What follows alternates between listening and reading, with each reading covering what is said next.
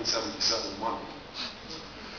Breakbeat Lenny took one of the most famous, arguably the most famous drum break, which was James Brown's Funky Drummer, and pressed it up at the Apexton pressing plant in Queens under, doesn't say James Brown on the label, it says Yvette and the Kids. Who Yvette and the Kids are, we still to this day do not know. And the reason that he pressed them up as a 7-inch was that the 12-inch wasn't really invented yet. So he pressed them up as 7 inches. Charlie Chase acquired 2 copies of the Funky Drummer break, and he glued them onto those 12-inch records in order to make them much easier to handle as DJ tools. My friends Disco Wiz and Joe Conzo know that unfolding this narrative has been an obsession of mine for many, many years. And it's a narrative that still unfolds. But the day when I asked Charlie Chase, what do you know about Yvette and the Kids? And he pulled those out of a dusty crate and handed them over to me, was a day that my heart went pitter-patter.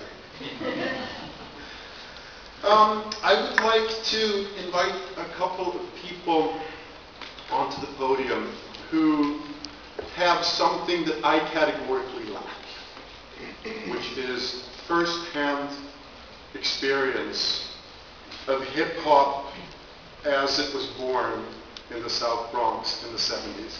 I'd like you guys to give a hand to Disco Wiz, Curtis Sherrod, next to Ray, and Joe Conzo.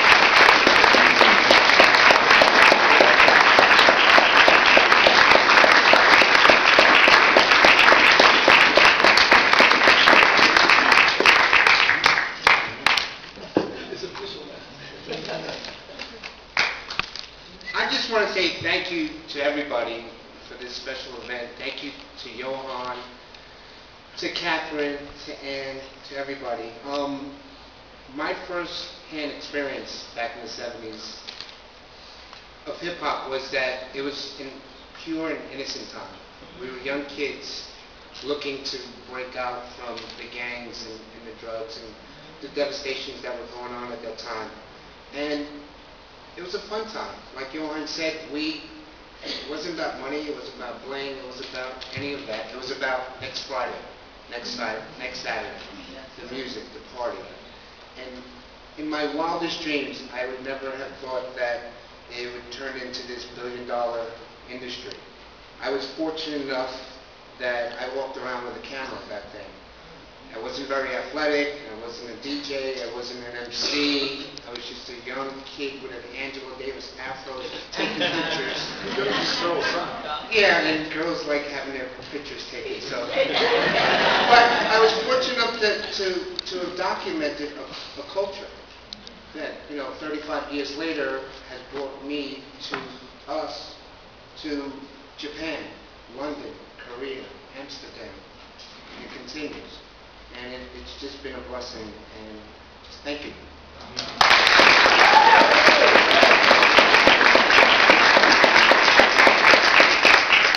I'd like to introduce Disco Wiz. This is his book, It's Just Begun, which to date is the greatest first-person narrative of hip-hop that I've ever read.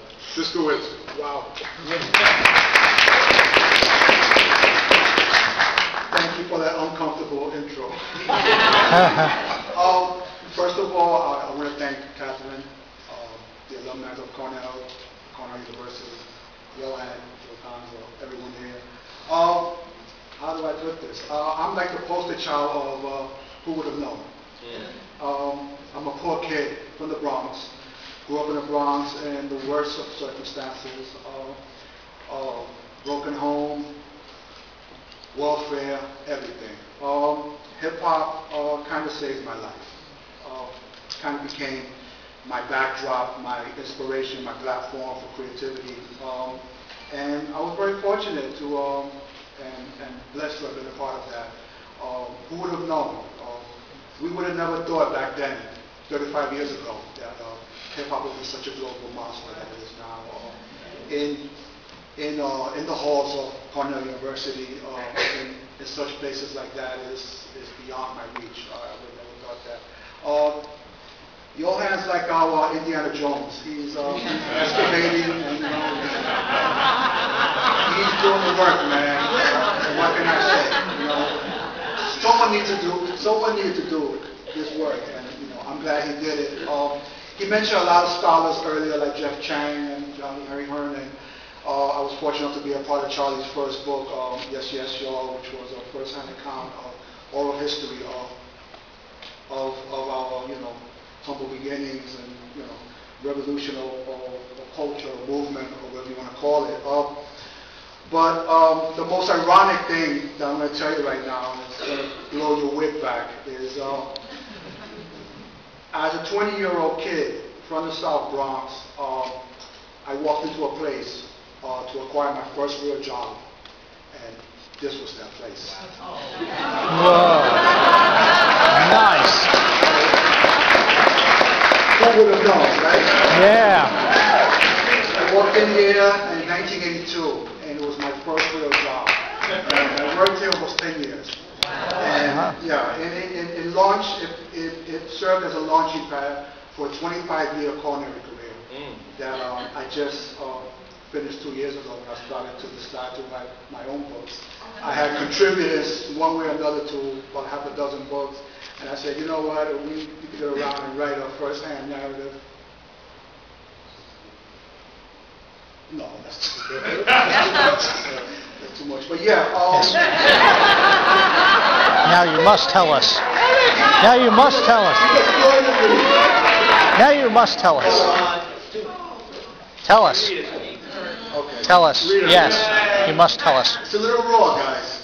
It's a little raw. Well, the outro of the Born in the Bronx book is a masterful poem by Disco Wiz called The Land Before the Rhyme, and I just asked them to read it to you now. Well, the Land Before the Rhyme is, one way or another, it's the soundtrack to my life.